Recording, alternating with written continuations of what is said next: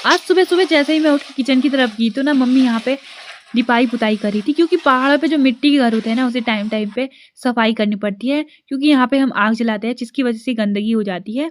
तो यहाँ पे मम्मी कर रही थी साफ़ और मैं भी यहाँ पे नहा धो के रेडी हो चुकी थी, क्योंकि मुझे करना था मंदिर साफ़। तो मैं उसके लिए यहाँ पे सबसे पहले तो गेरू भिगो के रखती हूँ।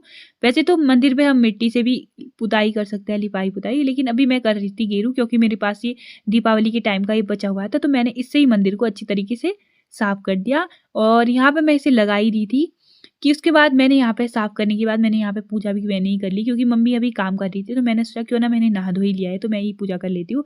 और पूजा करने के बाद जब हम बाहर आए तो यहाँ पे इतनी बढ़िया धूप लगी थी, तो हमने थोड़ी देर धूप में बैठे और अभी ना बहुत अच्छा लग रहा था सुबह-सुबह की धूप सेकने के बाद, क्योंकि सुबह-सुबह तो बहुत ज़्यादा ठंडा हो रहता है।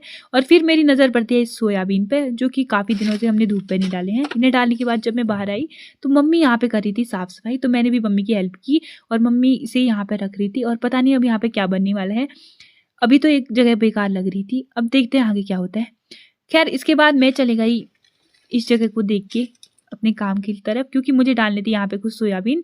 तो फिर मैंने यहाँ पे सोयाबीन डाले और उसके बाद ना यहाँ पे कुछ और सामान भी मुझे डालना था, तो इसे मैंने बहुत दूरी-दूरी पर फैला दिया सोयाबीन को। और इस बार ना हमारी सोयाबीन की फसल अच्छी हुई थी।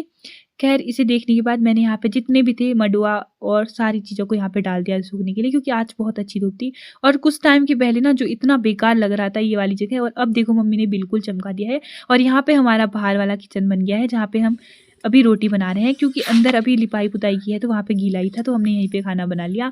और यहाँ पे ना हम गाय के लिए खाना भी बनाते हैं। ख़ैर उसके बाद दिन के टाइम पे मैं चली गई खेत पे, क्योंकि यहाँ से मुझे लानी थी मूली, क्योंकि ना बिल्कुल भी सलाद के बिना खाना नहीं खाया जाता। ख़ैर यहाँ से हम मूली निकालने आए थे, लेकिन ये मूली इतनी ज़्यादा सख्त थी ना, इसे निकालने में काफ़ी ज़्यादा टाइम लग गया था, क्योंकि इसकी रूट से ऐसी फैली हुई थी ना, जिसकी वजह से ये मिट्टी को जकड़े हुए था। ख़ैर ये निकल गया, दूसरा निकालने की ट्राई की, ये तो निकला नहीं। और यहाँ पे मूली पे इतने प्यारे-प्यारे फ्लावर खिले हुए थे ना।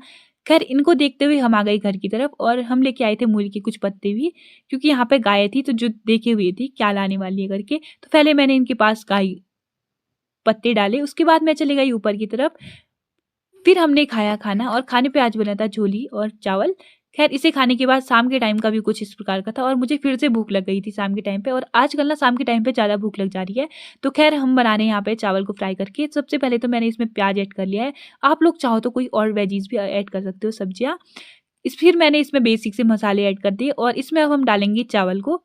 और चावल को आपको ना मैश करके ही डालना है, तो मैंने यहाँ पे अच्छी तरीके से इसे मैश कर लिया था। उसके बाद इसे भी डाल दिया और इसे डालने के बाद इसमें हमने मैगी मसाला ऐड किया है, और जो खाने में ना बहुत ज़्यादा बढ़िया होता है। सो अगर आपको हमारी वीडियो अच्छी लगती हो तो वीडियो को लाइक कीजिए, शेयर कीजिए और हमारे चैनल को सब्सक्राइब कीजिए।